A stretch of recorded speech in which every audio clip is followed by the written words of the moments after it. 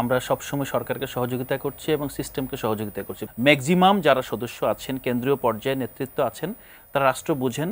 ঐকমত্য কমিশনে শেষ পর্যন্ত একটা বড় সমঝোতা তৈরি হয়েছে, যেটার জন্য আগামী দিনে আমরা অপেক্ষা করছি।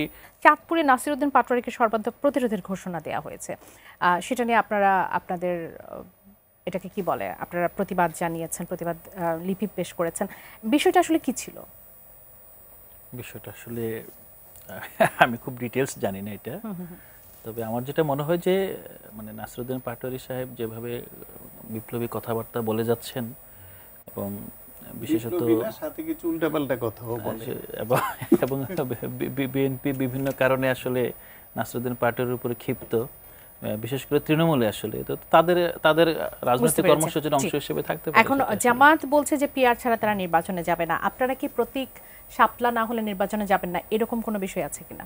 না না, আমরা শুরু থেকে এখন পর্যন্ত আমরা খুবই হাম্বল এবং আমরা সবসময় সরকারকে সহযোগিতা করছি এবং সিস্টেমকে সহযোগিতা করছি। প্রতিষ্ঠানগুলো দাঁড়াক সেটা আমরা চাচ্ছি।